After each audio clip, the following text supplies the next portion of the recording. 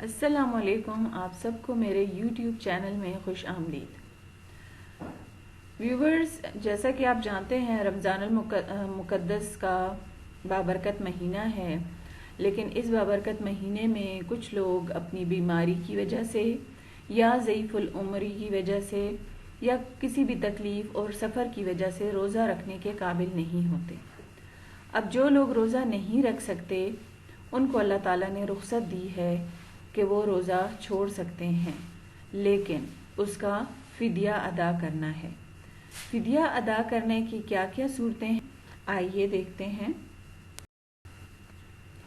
روزے کا فدیہ، جیسے کہ قرآن مجید میں اللہ تعالیٰ نے ارشاد فرمایا ہے، روزے کے فدیے کی مقدار قرآن مجید میں بیان ہوئی ہے۔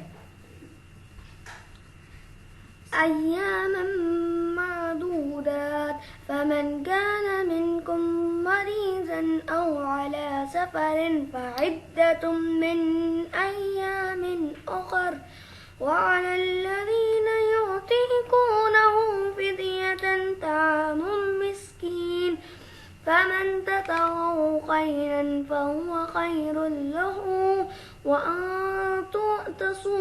تصوموا خير لكم إن كنتم تعلمون۔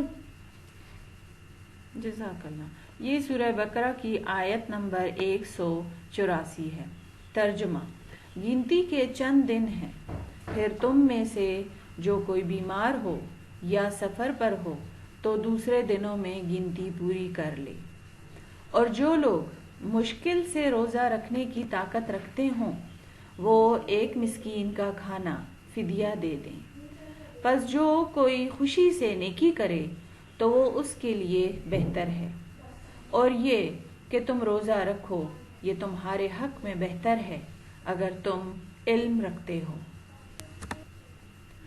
آیت کے مطابق ایک روزے کا فدیہ ایک مسکین کا کھانا ہے۔ یہ کھانا اپنی حیثیت کے مطابق کھلایا جائے گا، اور اگر کوئی اس سے زیادہ کھانا کھلانا چاہے تو یہ اسی کے حق میں بہتر ہے، لیکن اصل ایک وقت کا کھانا ہی ہے۔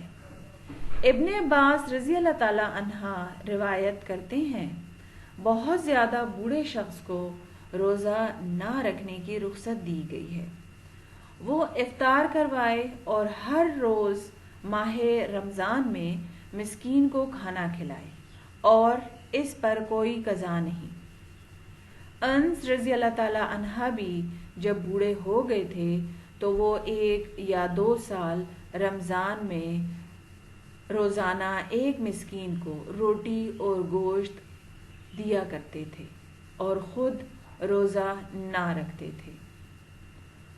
تو عزیز ناظرین، آپ نے دیکھا، اور آیت میں یہ اللہ تعالیٰ کا ارشاد ہے، قرآن پاک میں ارشاد ہے کہ اگر آپ میں سے جو لوگ عمر کے اس حصے میں پہنچ جائیں کہ جو روزہ نہیں رکھ سکتے تو ان کے لیے روزے نہ رکھنے کی چھوٹ ہے، لیکن وہ اس کا فدیہ ادا کریں گے، جو کہ رمضان کے مہینے میں ایک مسکین کے لیے ایک وقت کا کھانا ہے، اور وہ ہر کوئی اپنی طاقت کے مطابق کھلا سکتا ہے، لیکن اگر وہ اس سے زیادہ اچھا کھلانا چاہے تو یہ اس کے حق میں بہتر ہے، اور اگر کوئی روزہ رکھنے کی ہمت کرے تو یہ بھی اس کے حق میں زیادہ بہتر ہے۔